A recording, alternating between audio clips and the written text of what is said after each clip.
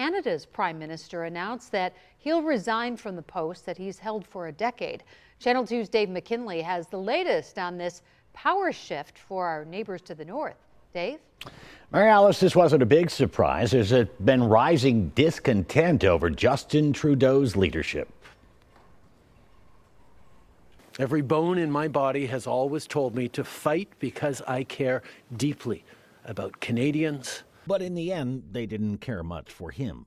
I think that people are tiring of him, after nearly 10 years in office. UB political science professor Sean Donoghue says the writing was on the wall. Trudeau's approval ratings were very, very bad. From where they stood 3 years ago when Canadians were evenly split on Trudeau, the latest Angus Reid poll showed his disapproval rating had soared to a whopping 74%, while his approval rating had sagged to a dismal 22%.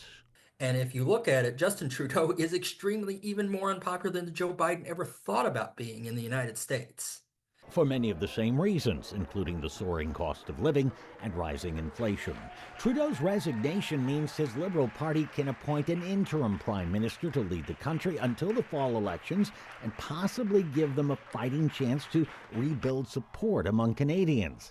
It's not unlike what Democratic Party leaders did in the U.S. this past summer when they convinced Joe Biden to step aside in favor of Kamala Harris. Last night, I asked the president of the Liberal Party to begin that process. This country deserves a real choice in the next election. But Professor Donoghue wonders.